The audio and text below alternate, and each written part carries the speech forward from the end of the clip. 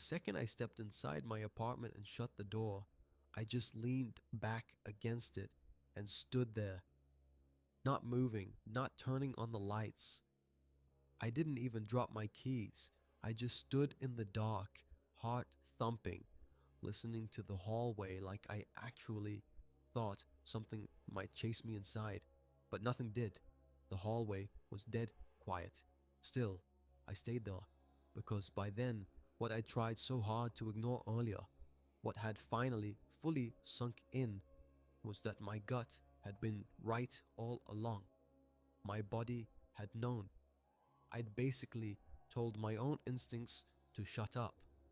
Then I spent 40 minutes in that stairwell, realizing just how much that choice almost cost me. So this was a Tuesday in November.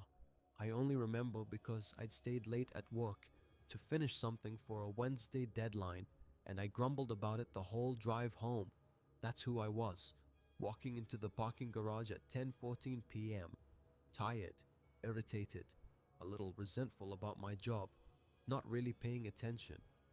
The garage was one of those tall public structures attached to my office building, 7 levels, packed at lunchtime, nearly deserted after 9. I'd parked on the 5th floor since I'd been late that morning, and all the better spots were gone. The elevator ride up, I was still annoyed about it. Small, stupid annoyances, but I mentioned them because it matters. My head was somewhere else when I stepped out onto the 5th floor. That's when I saw him, standing between 2 cars, maybe 30 feet away. Not moving to a car, not loading anything, just standing there, facing me. Here's what I told myself in those first seconds. He's probably just on his phone, maybe waiting for someone. Just a normal person doing normal stuff in a parking garage. But here's what my body said, in that deep, wordless way you know, but don't want to admit. That man is watching you. I sat there with the engine running, trying to convince myself I was just being dramatic. Maybe he was just lost, wandering around looking for his own car. I told myself I was tired, that I turned some guy doing nothing wrong into a threat, just because it was late and I was on edge. I almost bought it. For some reason, don't ask me why, I got out of the car anyway. Decided I'd take the stairs, maybe get a few more steps in before heading out the lobby. He was in the stairwell, not coming or going, just standing there on the landing between the 5th and 6th floors. Pressed against the wall, one of the lights had burned out right there, so it was darker than usual. I froze at the top step. He looked at me. I looked at him. Here's what sticks with me. He didn't say anything, not a word. In a normal situation, someone says something. They apologize, or say they are waiting for a friend, or just give you some harmless explanation.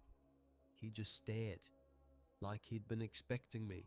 I turned around, headed back up, got in my car, drove down the ramps, careful not to speed, trying not to make it obvious I was scared.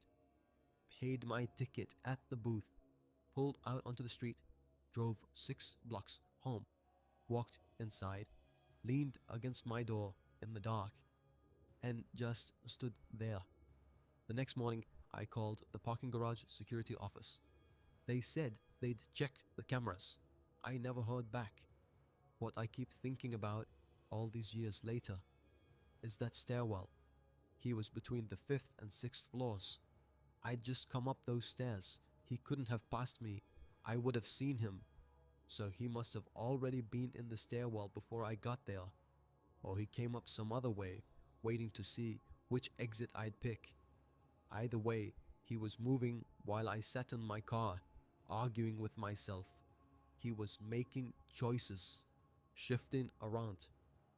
I spent maybe 30 seconds in that stairwell, from the moment I opened the door to the moment I turned back. I have no idea what would have happened if I hadn't turned around in time, but I know what I think would have happened. I've known for a while and I try not to picture it too clearly. Here's what I can tell you. Your body knows things before your mind catches up. It doesn't need words or proof, and it doesn't care if it makes your life harder. It'll tell you to turn around in an empty parking garage at 10 at night, even when you're tired and cranky and thinking about work. Listen to it the first time, not the second